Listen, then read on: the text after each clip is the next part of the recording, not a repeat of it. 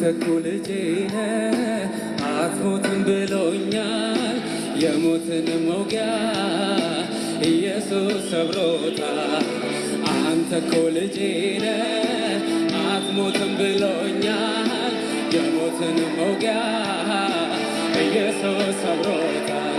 በአምላኬ ሞትን አልፌአለሁ ሞትን አልፌአለሁ ሞትን አልፌአለሁ በአምላኬ ሞትን አልፌአለሁ ሞትን አልፌአለሁ ሞትን በአምላኬ ሞትን አልፌአለሁ ሞትን አልፌአለሁ ሞትን አንተ እኮ ልጄ ነህ አትሞትም ብሎኛል የሞትን መውጊያ ኢየሱስ ሰብሮታል። አንተ እኮ ልጄ ነህ አትሞትም ብሎኛል የሞትን መውጊያ ኢየሱስ ሰብሮታል። በአምላኬ ሞትን አልፌአለሁ ሞትን አልፌአለሁ ሞትን አልፌአለሁ በአምላኬ ሞትን አልፌአለሁ ሞትን አልፌአለሁ ሞትን በአምላኬ እግዚአብሔር ሆይ ወደ መንፈሳዊ ከፍታ ወደ መንፈሳዊ ብስለት እንድታመጣቸው ትምህርቱን ተምረው ራሳቸውን ማደጋቸው በነገሮች ሁሉ እንዲገለጥ ማሰብ እንዲችሉ አንተ አቅም ጉልበት እንድሰጣቸው በጌታ በኢየሱስ ክርስቶስ ስም ጸልያለሁ። ማንኛውም የጠላት ፍላጻ ይህን ቃል እንዳይማሩ ሐሳባቸው የሚበትን እግዚአብሔር አምላክ ሆይ የሚያንከራትት የሚያቅበዘብዝ የጨለማ ሥራ በኢየሱስ ክርስቶስ ስም ከሕይወታችን ላይ የተሰበረ እንደሆን ጸልያለሁ። ቀሪ ጊዜ ሰዓቱን ባርክልን። አሜን። መልካም እንግዲህ የእግዚአብሔርን ቃል መማር መልካም ነው። መንፈሳዊ ብስለት እንግዲህ በጣም ወሳኝ ማናችንም ብንሆን ይሄ ስፒሪቹዋል ማቹሪቲ የሚባለው ነገር ከሁላችን የሚጠበቅ እግዚአብሔር እንድናድግለት የሚፈልገው ጉዳይ ነውና መንፈሳዊ እድገት ውስጥ መንፈሳዊ ብስለት ውስጥ መንፈሳዊ ለውጥ ውስጥ ሁላችን እግዚአብሔር ከኛ የሚጠብቀው ነው። ልክ የገዛ ልጆቹ የተወለዱ ልጆች ወላጅ ወይም ቤተሰብ እድገቱን ተስፋ እንደሚያደርግ ካላደገ ልቡ እንደሚያዝን እኛም እግዚአብሔር እኛን እድገት ይፈልጋል። ስለዚህ መንፈሳዊ እድገት በሕይወታችን ውስጥ እግዚአብሔር ፍሬ ስናፈራ ማየትን ይፈልጋል። ተለውጠን በእኛ የዓለም ብርሃን ሆነን የዓለም ጨው ሆነን የዓለም በረከት ሆነን ብዙዎችን ወደ እግዚአብሔር መንግሥት የሚጠራ የሕይወት ማንነት እንዲኖረን ይፈልጋል። ስለዚህ ለአንድ ክርስቲያን ይሄ መንፈሳዊ እድገት መንፈሳዊ ለውጥ በጣም ወሳኝና ወሳኝ ነው። ሰው በእድሜ አንድ ሰው በመንፈሳዊ ብስለት ስናስብ መንፈሳዊ ብስለት የሚለውን ትምህርት ከመማራችን በፊት መንፈሳዊ ብስለት ያልሆነ ወይም ደግሞ መንፈሳዊ እድገት ያልሆነ ነገር ምንድን ነው ብለን ትንሽ ብናይ ራሳችንም ከዛ ውስጥ ካልሆነን ቶሎ በጊዜ ለመውጣት ይህን ቃል እንድንማር ያስፈልጋል። መንፈሳዊ እድገት ወይም መንፈሳዊ ብስለት የእድሜ ጉዳይ አይደለም። ጌታ ይባረክ። የእድሜ ጉዳይ አይደለም። መንፈሳዊ እድገት ጊዜ፣ ጥረት ወይም ደግሞ የሚጠይቅ ጉዳይ ሳይሆን የአስተሳሰብ የህይወት ለውጥ ነው። ማንም በክርስቶስ ቢሆን አዲስ ፍጥረት ነው እንደሚል ከዳግም ልደት ጀምሮ የሚጀመር የህይወት ለውጥ ነው እንጂ እኔ እኮ ማን መሰልኳቸው 40 ዓመት ነው ጌታ ቤት የቆየሁት በሚል እድሜ ገደብ እሱ ለቅርስ ነው የሚጠቅመው። ለመንፈሳዊ እድገት ግን ምንም ዋጋ የለውም። ለምን አንድ ሰው ሽበት ስላወጣ ወይም እድሜው ስለቆየ ወይም እግዚአብሔር ቤት ብዙ ነገር ስላለው አደገ ማለት አይቻልም። ለምን መንፈሳዊ እድገት መንፈሳዊ ብስለት የእድሜ ጉዳይ አይደለም የሚባልበት ምንድነው? በዚህ በሰዎች የእድሜ ፕሮሰስ ውስጥ የሚመጣ ሳይሆን በጣም ሂደት ያለው ልክ አንድ ብርቱካንን ዘሩን ከዘራንበት ጊዜ ጀምሮ ስንኮተኩተው ስናጠጣው ማዳበሪያ ስንጨምር ሂደቱን ጠብቆ ጊዜውን ጠብቆ በጤናማ እድገቱ ሲሆን የሚመጣ ለውጥ ነው እንጂ በአንድ ጊዜ ዱብ ብሎ ወይም ደግሞ የሚመጣ በፍጥነት የሚመጣ ነገርም አይደለም። ደግሞ ለመለወጥና ለመቀየር እምቢ ባለ ማንነት ውስጥ የሚመጣም አይደለም። ምክንያቱም እግዚአብሔር ቤት ውስጥ ሆነው የትልቅ ትንሽ ሰዎች አሉ። እድሜያቸው በጌታ ቤት የቆዩ ናቸው፣ ግን እንደ ሕፃናት። ትዝ ይላችሁ ከሆነ አንደኛ ቆሮንቶስ ምዕራፍ 3 ላይ ከጊዜው የተነሳ እነኚህ ሰዎች ጳውሎስ ካስተማራቸው ትምህርት የተነሳ መለወጥ ነበረባቸው። ነገር ግን አሁንም ሕፃናት ናቸው እና ጠንካራ መብል መብላት አትችሉም። በእድሜያችሁ ቆይታችኋል፣ በመንፈሳዊ ነገሮችን ተለማምዳችኋል። ነገር ግን ባለመለወጣችሁ አሁንም ስጋዊ ናቸው። በመካከላችሁ ክርክር አለ። ጠንካራ ምግብ ልትበሉ አትችሉም አላቸው። ስጋውያን ናችሁ። ስለዚህ በእግዚአብሔር ቤት 50 ዓመት 60 ዓመት መቆየት ወይም በትልልቅ አገልግሎት ላይ መሰማራት አንድ ሰው መንፈሳዊ ብስለት አያሰኘውም። መንፈሳዊ ብስለት የሚመጣው በሕይወታችን እኔና እናንተ ልክ ጌታ ኢየሱስ ክርስቶስ ኢየሱስ በጥበብ በቁመት በሞገስ በእግዚአብሔር ፊት ያድግ ነበር፣ በሰውም በእግዚአብሔር ፊትም ያድግ ነበር ይላል። አያችሁ፣ እድሜው ሲታይ ትንሽ ነው። በ12 ዓመቱ ቤተ መቅደስ ሄዶ የእግዚአብሔር ቃል ይፈትሽ ይመረምር ነበረ። ከዛም በኋላም ባለው ላይ በቁመቱም በጥበቡም በሞገስም ከእድሜው ትንሽነት ጀምሮ እስከ 30 ዓመት ሞልቶት እስከሚጠመቅና ወጥቶ እስከሚያገለግል ድረስ እድገት በሕይወቱ ውስጥ ነበረ። እድገቱ በምን የተገለጠ ነው? በጥበብ የተገለጠ ነው። በቁመት የተገለጠ ነው። በሞገስ የተገለጠ ነው። በእግዚአብሔር ፊትና በሰው ፊት የሚያደግ ነበር። አንዳንድ ሰው በሰው ፊት ያደገ ነው፣ በእግዚአብሔር ፊት ግን ሕፃን ነው። እንደዛ መሆን የለበትም። ስለዚህ ይሄ ማስጠንቀቂያ የሚሆነው በጌታ ቤት ረጅም ዓመት ስላስቆጠርን ስለከረምን በሰልን ማለት አይቻልም። ልንበስል የምንችልበት ሚስጥሩ አንድና አንድ በእግዚአብሔር ቃል ራሳችንን እየፈተሽን የምንማር ከሆነ ብቻ ነው። ለሁሉም ነገር ዕብራውያን ምዕራፍ 5 ላይ በጣም አሁን ማወራችሁን ነገር ከዕድሜ ወይም ደግሞ በእግዚአብሔር ቤት ከመቆየት የተነሳ አይደለም የሚባልበት የዕብራውያን ክርስቲያኖች የገጠማቸው እነኚህ ከአይሁድ እምነት ወደ ክርስትና እምነት የፈለሱት በተለይ የዕብራውያንን መጽሐፍ ስትመለከቱ ጸሐፊው የዕብራውያን ክርስቲያኖችን ከነበራቸው ልምምድ ቀጥታ አይናቸውን ፎከስ ወደ ኢየሱስ ክርስቶስ እንዲያደርጉ በጣም ጥረት ሲያደርግ ታያላቸው። ይሁንና ግን ምዕራፍ 5 ላይ ከጊዜው የተነሳ አስተማሪ ልትሆኑ ሲገባችሁ አንድ ሰው ስለ እግዚአብሔር ቃል መጀመሪያ ያለውን የሕፃናት ትምህርት እንዲያስተምራችሁ እንደገና ያስፈልጋቸዋል ይላል።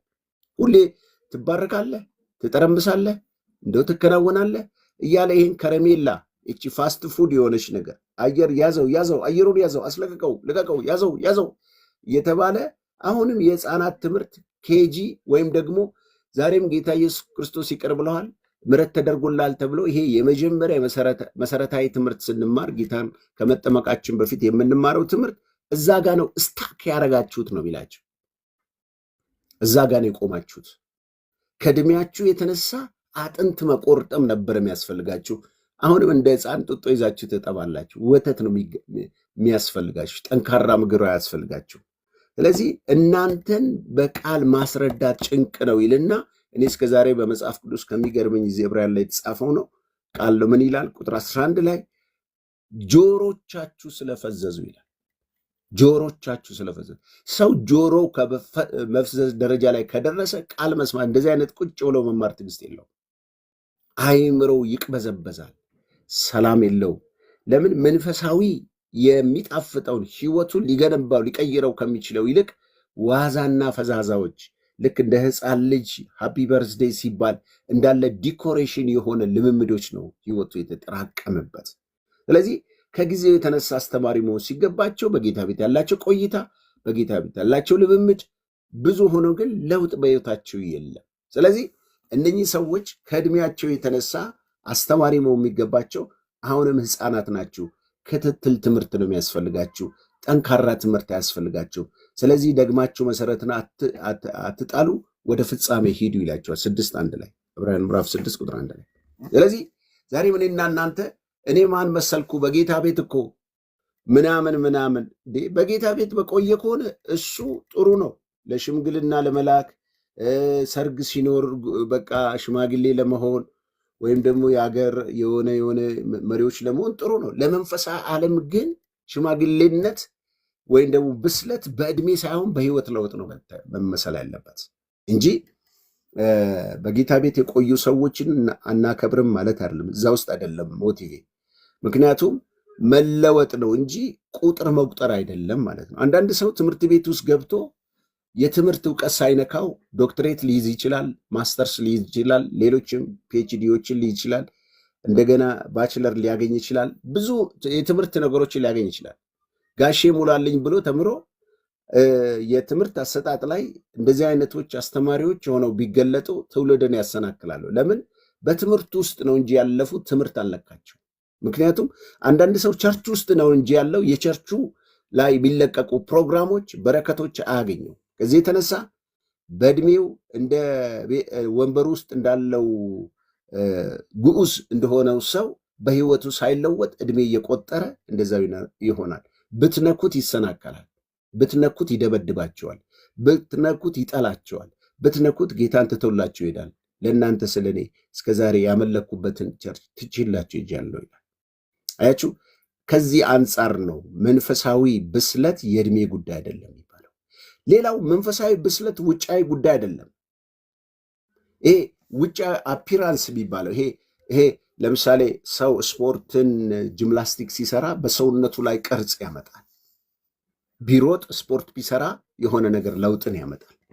አንዳንድ ሰዎች በውጫዊ ይዘታቸው በጣም ያስደምማሉ። መንፈሳዊውን ቋንቋ ሲችሉበት የንግግር ችሎታ በጣም እስቲ አሁን በዚህ ዘመን ባሉት አገልጋዮች ላይ በጣም ይሄ እንደ ሳይካትሪስት የሰውን አእምሮ በማንበብ የሰውን አእምሮ የሚይዙ ቃላቶች እነኚህ ሰዎችን በንግግር በማነቃቃት ሰዎችን ትኩረት በሚስብ በማዋዛት በማሳቅ በቃ የሆነ ነገር በማስደመም አይነት ንግግር በመንፈሳዊ ብስለታቸው ያደጉ ሊመስሉን ይችላሉ። እና እንደነኛ አይነት በንግግር ብስለት፣ በንግግር ቋንቋ መቻል፣ በንግግር ሰዎችን ማስደመም እሱ ለቲያትር ይጠቅማል፣ ለመድረክ ይጠቅማል። ወይም ትልልቅ የዚህ ዓለም ሰዎች የሚወዱትን ትልልቅ ጉባኤዎች አነቃቂ የሚባሉ ተናጋሪዎች በአሜሪካን ውስጥ ካሉ ፕሬዚዳንቶች እንደ ባራክ ኦባማ በጣም አንደበተ ርቱዕ ተናጋሪ የለም ይባላል። ሲናገር ማንንም ሰው ያስደምማል። ትዝ ይላችኋል፣ በጣም ዓለም ሁሉ ጉድ ብሎ ነበረ። የመጀመሪያው ምርጫው ላይ የነበረ ጊዜ ብዙ ሰው ተስፋ አድርጎ ነበረ፣ ብዙ ነገሮችን አስበው፣ በጣም ተናጋሪ ሰው ነበረ ማለት እና እንደዚህ መንፈሳዊ ብስለት ከንግግር ጋር ወይም ከተግባቦት ጋር ይሄ ሰዎችን ለመያዝ የምንጠቀምበት ያ ሲስተም ሳይሆን ውስጣዊ ብስለት ነው። የህይወት ለውጥ ነው። ከውስጥ የወጣ በአንደበት የሚገለጥ ፍሬያማነት ነው እንጂ የንግግር ችሎታ ወይም ደግሞ ጎንበስ ቀና ማለት። በጣም ጎበዝ ሰዎች አሉ ቸርች አካባቢ ላይ መጣዋቸው እጥፍ ዘርጋ የሚሉ በጣም ትሁት፣ እንደዚህ አይነቱን ዲያቆን፣ እንደዚህ አይነቱን ወንጌላዊ፣ እንደዚህ አይነቱን ፓስተር በጣም እኮ በግ ነው፣ በጣም ምስኪን ነው ምትሉ ሰው አለ።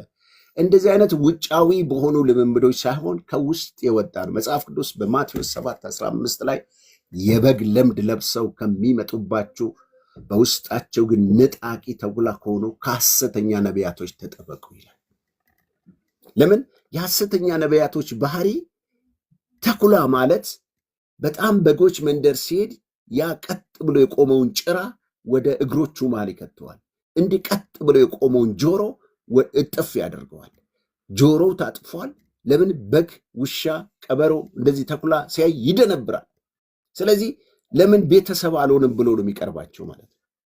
ቤተሰብ መስሎ ነው የሚቀርበው። ስለዚህ ይሄ ቤተሰብ መስሎ የሚቀርብ ስለሆነ አይጠረጥሩትም፣ በጎቹ በቀላሉ አይረዱትም ባህሪውን። ስለዚህ ጌታ ኢየሱስ ክርስቶስ ምን አለ? ይሄ ባህሪ የሚታወቀው መቼውም ሰው የውስጣዊ ማንነቱ መሸወድ አይችልም። አንድ ጊዜ እንዲህ ይባላል፣ የሆነ መጽሔት ላይ ነው የነበብኩት፣ ብቻ ሰምቼ ቢሆን ትዝ አለኝ። ሰውየው የበግ ነጋዴ ነው፣ ታዋቂ የበግ ነጋዴ ነው። እና በአንዱ ባህሪው ደግሞ በጎች ያደልብና በዓላት ሲኖር ይሸጣል። ልክ አሁን በሬ አደልባችሁ እንደምትሸጡት እና አንዱ በጉ በጣም አደልቦት በሚቀጥለው ፋሲጋ ላይ በደንብ አድርጌ ይሸጠዋለሁ ብሎ በደንብ አብልቶት አጠጥቶት ቀኑ ሊደርስ ሲል ዋዜማው አካባቢ ላይ በጉ አይሞትም። በጣም ደነገጠ። ስንት ዓመት ሙሉ የለፋበት በግ ነው። ስለዚህ ምን ማድረግ ሞከረ?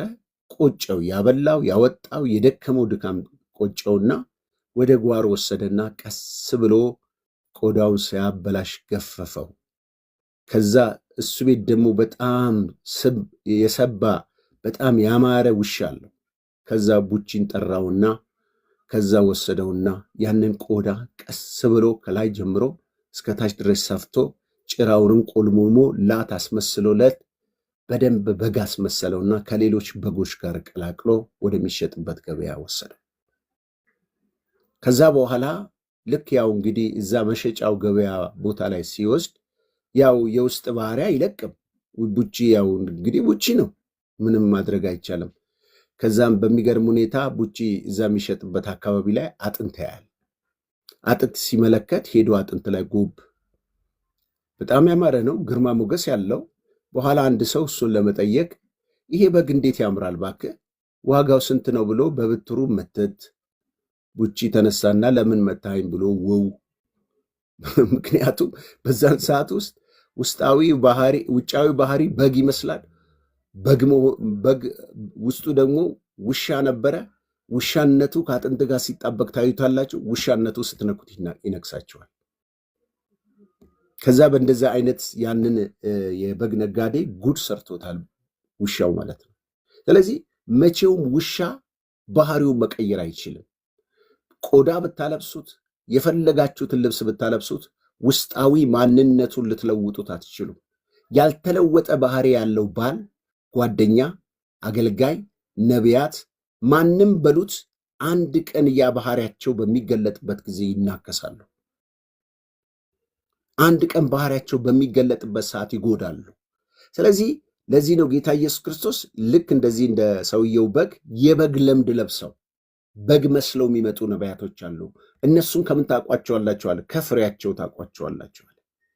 ለዚህ ነው ሉቃስ 11 ከ39 እስከ 42 ጌታ እንዲህ አለ፣ አሁንም እናንተ ፈሪሳውያን አላቸው፣ የጽዋውን የውጭውን ወጨት ታጠራላችሁ፣ ውስጣችሁ ግን ቅሚያና ክፋት ሞልቶበታል። እናንተ ደንቆሮች፣ የውጭውን የፈጠረው የውስጡን ደግሞ አልፈጠረምን? ነገር ግን በውስጥ ያለውን ምጽዋት አድርጋችሁ ስጡ፣ እነሆ ሁሉ ንጹሕ ይሆናል። እናንተ አያችሁ፣ እነኚህ ግብዝ ፈሪሳያኖች ኢየሱስ ክርስቶስ ነው ያላቸው ቅሚያና ዝርፊያ ሞልቶባቸው ደግሞ የእግዚአብሔርን ቃል ማይሰሙ የደነቆሩ የተደናቆሩ ውጫዊ ነገር ላይ ፎከስ ያደርጋሉ። ለውጫዊ ነገር ይጨነቃሉ። ለውጫዊ ነገር በሰዎች ለመወደድ ለመከበር፣ ሃይማኖተኛ አገልጋይ ምናምን ለመባል ይጥራሉ። ለውጭው እንደምትጨነቁት ለውስጣችሁ ክፋት፣ ለውስጣችሁ ርኩሰት፣ ለውስጣችሁ ተንኮል ለምን አትጠነቀቁም አላችሁ ኢየሱስ ክርስቶስ።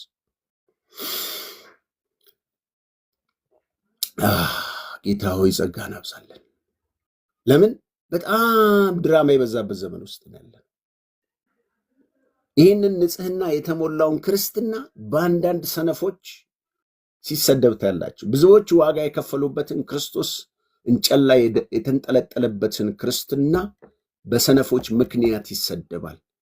ለዚህ ነው ጳውሎስ ሲናገር ሮሜ ላይ ቀኑን ሙሉ የእግዚአብሔር ስም ይሰደባል።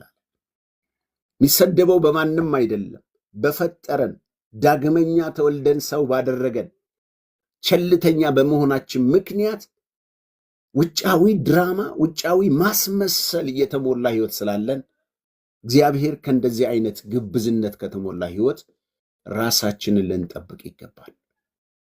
እግዚአብሔር በነገሮች ሁሉ ማስተዋልን ይስጠን። ስለዚህ ወንድሞቼ መንፈሳዊ ብስለት ማለት መንፈሳዊ ብስለት ውጫዊ ጉዳይ አይደለም። እስቲ ረጋ እንበል ወገኖቼ፣ ባካችሁ ረጋ እንበል።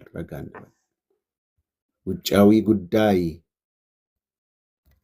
በዚህ አይነት ሁኔታ ህይወታችንን ባንጎዳው ባናታልል ደስ ይለኛል። እግዚአብሔር ከረዳን ከእንደዚህ አይነት ክፉ ልምምዶች ልንወጣ ይገባል።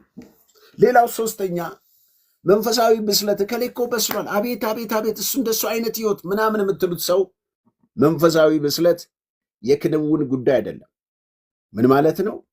ባለው ዲግሪ፣ ባለው ማስትሬት፣ ባለው ዶክትሬት፣ ባለው ትምህርት፣ ባለው ስልጣን አይታችሁ ከሆነ ቸርቾች በጣም አደገኞች ናቸው።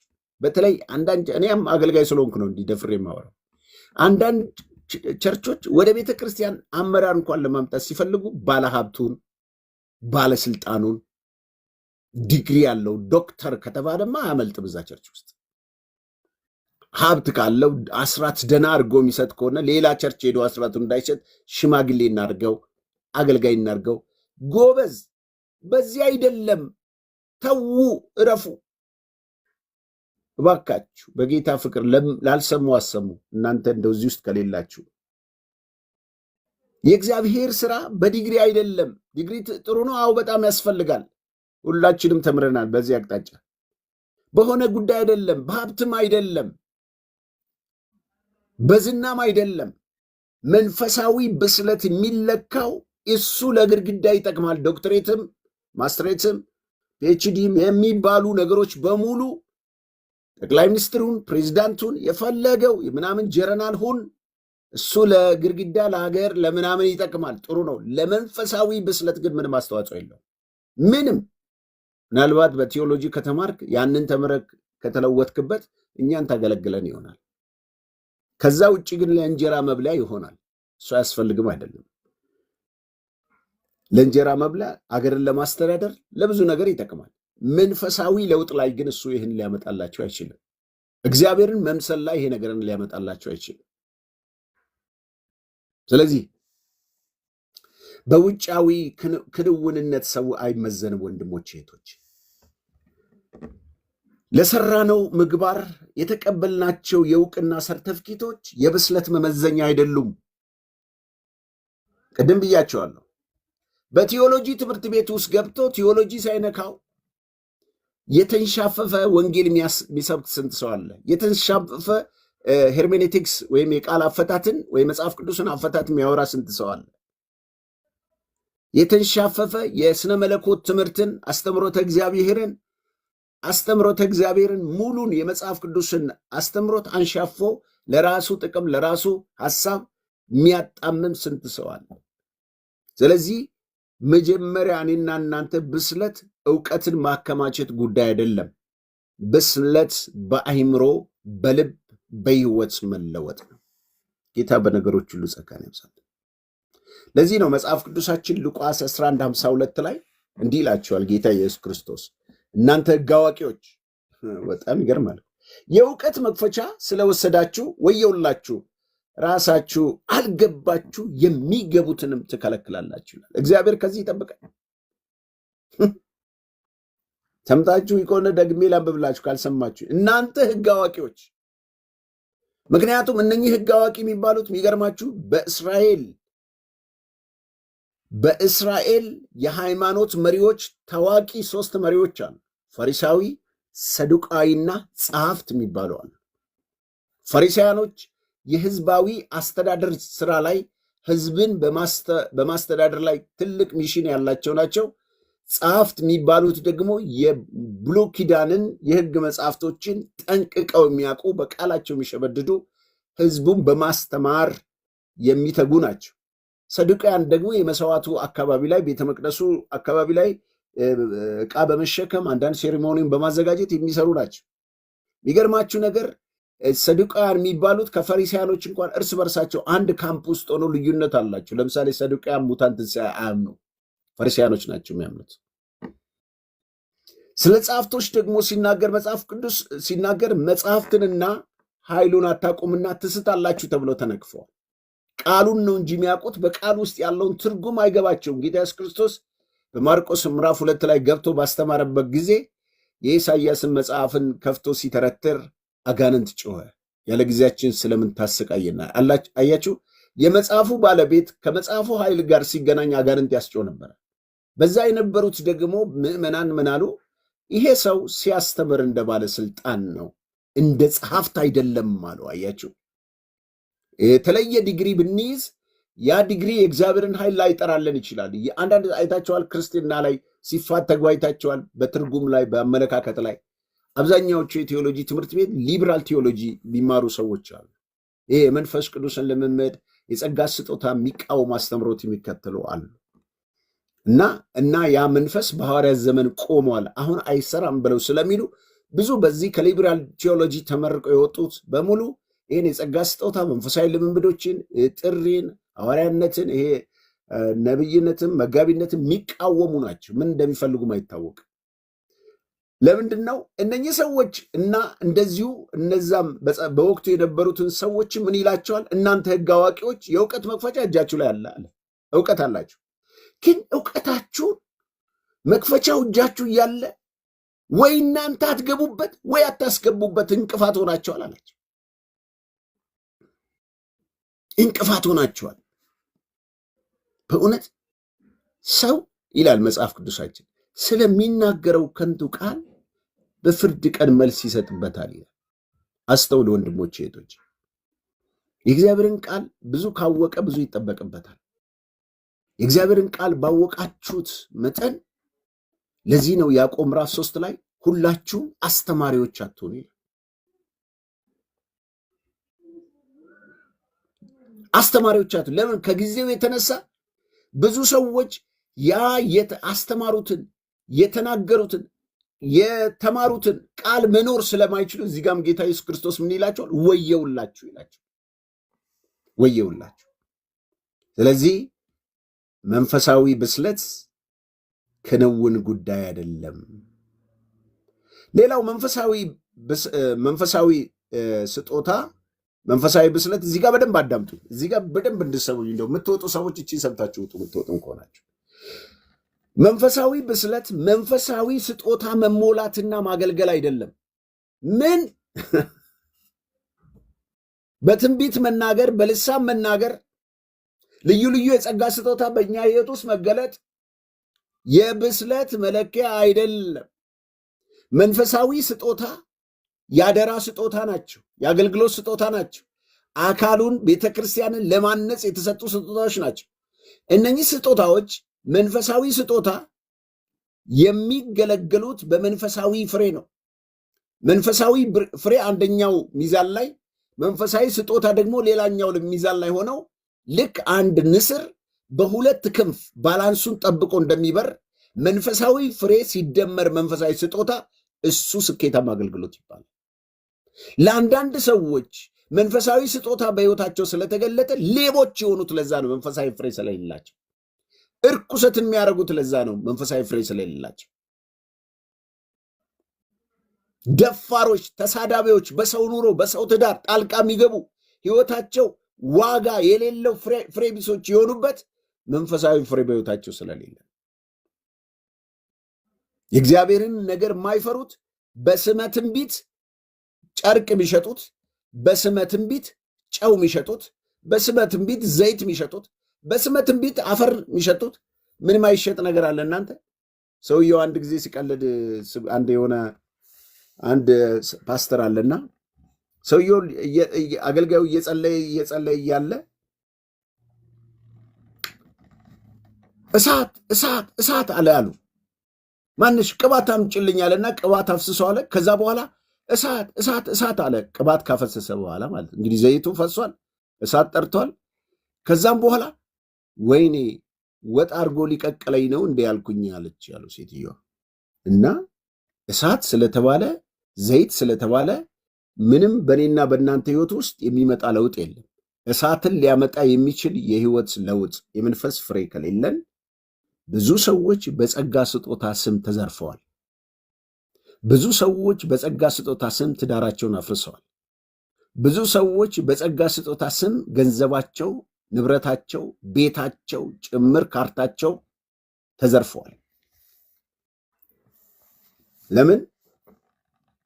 ይታየኛል ስለሚሉ ያንን መሰረት ያደረገ ጠጋ ብላችሁ ስትመለከቷቸው ወይም ደግሞ ልክ አይደለም ብትሉት ሙልጭ አድርገው ይሰድቧቸዋል።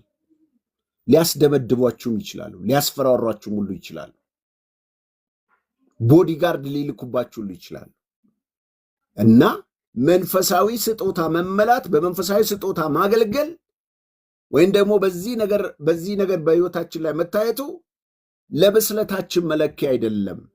መንፈስ ቅዱስን መግለጥ፣ ጥበብን መናገር፣ እውቀት መናገር፣ የፈውስ ስጦታ፣ ታምራት ማድረግ፣ እንደገና ትንቢት መናገር፣ በልሳን መናገር፣ በልሳን የተነገረው መተርጎም፣ እነኚህ ልዩ 9 የመንፈስ ቅዱስ ስጦታ የሚባሉት እነኚህ ነገሮች በሕይወታችን ላይ መፈጠሩ ክፋት የለውም፣ ጥሩ ነው። እግዚአብሔር ለሚወደው በተለይ ቁጥር 11 ላይ መንፈስ ቅዱስ እንደሚፈቅድ ለእያንዳንዱ ይሰጣል ይላል። በመሰረቱ እነኚህ ስጦታዎች እኔ ዘይት አፍስሼባችሁ እጅ ጭኜባችሁ የሚመጣ ሳይሆን መንፈስ ቅዱስ ራሱ እንደሚፈቅድ የሚሰጠን ስጦታ። እነዚህ ከጌታ ከኢየሱስ ክርስቶስ የተቀበልናቸው ስጦታዎች በሙሉ ልዩ ልዩ የጸጋ ስጦታዎች በሙሉ በእኔና በእናንተ ሕይወት ውስጥ የሚሰሩት ከመንፈስ ፍሬ ጋር ነው። በተለወጠ ማንነት ቅድም እኮ ከፍሬያቸው ታውቃቸዋላችሁ። እነማን? ሐሰተኛ ነቢያቶችን ይላል። በመሰረቱ ሰው አንድ ያላስተዋለው ነገር ሐሰተኛ ነቢያትም አለ፣ ሐሰተኛ አስተማሪም አለ፣ ሐሰተኛ እረኛም አለ፣ ሐሰተኛ ሐዋርያም አለ። መጽሐፍ ቅዱስን ከፍቼ ማስተማር እችላለሁ። እንደው ሐሰተኛ ወንጌላዊ የሚል ነው ያልሰማሁት እንጂ በእነኚህ በአራቱም ሴክተር ላይ ሁሉም ሐሰተኞች አሉ። ሐሰተኛ ሐዋርያት እንዳሉ አንደኛ ቆሮንቶስ ምዕራፍ 9 ማንበብ ይቻላል እና እንደገና ምዕራፍ 11 ነው። ሁለተኛ ቆሮንቶስ ምዕራፍ 11 ለምን ጳውሎስን በአንደኛ ቆሮንቶስ 9 ላይ ሐዋርያነትን አንቀበልም ያሉት ሌሎች ሐዋርያት ስላሉ ነው። ሐሰተኛ እረኞች እንዳሉ ጌታ ኢየሱስ ክርስቶስ ተናግረዋል። ምን ይላል? ነፍሱን ስለ በጎች አሳልፎ ይሰጣል ይልና እውነተኛ እረኛ፣ ያኛው ሙያተኛ እረኛ ግን በጎችን ትቶ ይሄዳል ይላል። የበጎችን ወተት ይበላል። ላም ሕዝቅኤል 34 ላይ ሄዳችሁ ማንበብ ይቻላል። ዘዳግም 13 ላይ ማንበብ ይቻላል። በተለይ ሕዝቅኤል 34 ስለ ሐሰተኛ እረኞች ይናገራል ማለት ነው። ሐሰተኛ ነቢያቶችም እንዳሉ ይነገራል። እግዚአብሔር ያላላቸው በተለይ በጣም ከሚደንቀኝና ከሚገርመኝ ስለ ሐሰተኛ ነቢያት ሲናገር በኤርምያስ 28 ላይ አንድ ሐናንያ የሚባል ሐሰተኛ ነብይ ነበረ።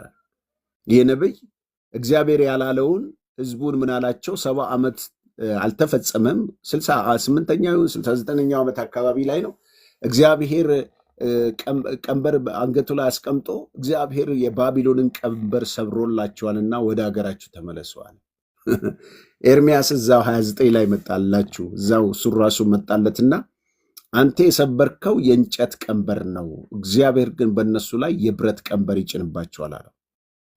እና አንተ ሐሰትን ተናግረዋል፣ ህዝቡን አስተሃልና ትሞታለህ አለው። ያ ሰውዬ መጨረሻ ላይ ትንቢት ተናግሮ ሞተ። ስለዚህ እግዚአብሔር ያላላችሁን የሚሉ በየዘመናቱ በዘዳግም 13 ላይ ማለላችሁ እነኛ ሐሰተኛ ነቢያቶች አገሩን የሞሉ በኢየሱስም ዘመን ነበሩ፣ በጳውሎስም ዘመን ነበሩ፣ ዛሬም ይኖራሉ። አይደንቅም እሱ። ባጭሩ እነኚህ የጸጋ ስጦታዎች በራሳችን በህይወታችን ውስጥ እንዲበዙልን ያስፈልጋል። ስለዚህ በአጠቃላይ አንዳንድ ጊዜ የቆሮንቶስን ክርስቲያኖች ትልቁ ችግራቸው በጣም ከሚገርመኝ ተናግሬ ጨርሳለሁ። በቆሮንቶስ ቤተክርስቲያን ውስጥ ከሚደንቀኝ ነገር በጣም ጳውሎስ ከመሰረታቸው እኔ ቆሮንቶስን ሙሉ ቸርች ላይ አስተምሬዋለሁና ከሚገርመኝ ነገር ቆሮንቶስ ማለት በጣም አደገኛ ከተማ ነች። የዝሙት ከተማ ነች። የጣዖት ከተማ ነች። የግሪክ ፈላስፋዎች ከተማ ነች። በሚገርመው ሁኔታ እዛች ቤተክርስቲያን ውስጥ ልዩ ልዩ የጸጋ ስጦታ የተገለጠባት ቤተክርስቲያን ልዩ ልዩ ነገር ግን አንደኛ ምዕራፍ 1 ከ1 እስከ 3 ብትመለከቱ ክርክር የነበረባት ነበረች። እኔ ጳውሎስ ነኝ፣ እኔ ከፋ ነኝ፣ እኔ ምናምን የተከፋፈሉ ነበሩ። እንደገና 4 ላይ ስትሄዱ ደግሞ አገልጋይን የማይቀበሉ ነበሩ። 5 ላይ ስትሄዱ ደግሞ የአባቱን ሚስት አግብቶ ዝሙት ሰርቶ እጁን አንስቶ የሚያመልክ ነው። 6 ደግሞ ስትሄዱ ፍርድ ቤት እግዚአብሔርን ቤተክርስቲያን መሪዎችን ንቀው በየፍርድ ቤት የሚካሰሱ የሰው ገንዘብ ወስደው የሚካሰሱ ነበሩ። 7 ላይ ስትመለከቱ የጋብቻ ችግር የነበረባቸው የዝሙት ጠንቅ አታክ የሚያደርጋቸው ነበሩ። 6 ጀምሮ 7 ላይ እሱን ነው። 8 ላይ ስትመለከቱ ስለ ጣዖት ስጋ፣ ይሄ በተለይ 8፣ 9፣ 10 ስለ ጣዖት ስጋ ነው የሚናገረውና የጣዖት ስጋ ስለ መብላት ይናገራል። 11 ላይ ደግሞ ስለ ስልጣን ይናገራል። 12 ስለ ጸጋ ስጦታ ይናገራል። 13 ስለ ፍቅር ይናገራል። 14 የመንፈስ ቅዱስ ስጦታ አጠቃቅምን ይናገራል። 15 ትንሣኤ እናገራ የትንሣኤ ችግር ነበረ። እንደዚህ ሆኖ ግን የጸጋ ስጦታ ይሰራባቸዋል። እናንተ በክርስቶስ ለተቀደሳችሁ ቅዱሳን ይላቸዋል ጳውሎስ። ስለዚህ ወንድሞቼ ሆይ ዛሬ እኔም ይህን ክፍል አነባለሁ። አንደኛ ቆሮንቶስ ምዕራፍ 3 1-3 ወንድሞቼ ሆይ ሥጋ እንደመሆናችሁ በክርስቶስ ሕፃናን እንደመሆናችሁ እንጂ መንፈሳዊ እንደመሆናችሁ ልናገር አልችልም። ገና ጽኑ መብል ለመብላት አትችሉም፣ ነገር ግን ወተትን ትጋታላችሁ። ገና ሥጋ መብላት አትችሉም ብሎ ወቀሳቸው። እነኚህ ሰዎች በመካከላቸው ምን ስላለ ነው? ክርክር አለ፣ ቅናት አለ። ስለዚህ መንፈሳዊ ብስለት አሁን ዛሬ የነገርኳችሁ አንደኛ የዕድሜ ጉዳይ አይደለም። ሁለተኛ መንፈሳዊ ብስለት ውጫዊ ጉዳይ አይደለም። የንግግር የቅልጥፍና የማስመሰል ጉዳይ አይደለም። መንፈሳዊ ብስለት ብዙ ዶክትሬቶች፣ ብዙ ዲግሪ፣ ዲፕሎማ፣ ልዩ ልዩ ሰርተፍኬቶች፣ የትምህርት ማስረጃው ስላለን ሳይሆን በአእምሯችን በልባችን መለወጥ ነው እንጂ ውጫዊ እውቀት ታጭቀን ያ አይደለም ብስለት። መንፈሳዊ ብስለት በልዩ ልዩ የጸጋ ስጦታ መሞላት፣ በዚያም ደግሞ መገለጡ እሱ መንፈሳዊ አያሰኝም። ብስለት በሰለን አያሰኝንም። እነኛ አራቱ ነገሮች መንፈሳዊ ብስለት እንዳይደሉ ላሳያችሁ ሞክሬያለሁ። ስለዚህ መንፈሳዊ ብስለት እኔና እናንተ እግዚአብሔር በክርስቶስ ኢየሱስ ሕይወታችን ውስጥ እንዲገለጥና እንዲበዛ የሚቀጥለው ማክሰኞ ደግሞ ይህንን በክርስትና ብስለት ወይም በመንፈሳዊ ማቹሪቲ ስፒሪቹዋል ማቹሪቲ የሚለውን ትምህርት የሚቀጥለው ሳምንት ደግሞ ቀጥለላችኋለሁ። ጌታ ኢየሱስ ይባርካችሁ።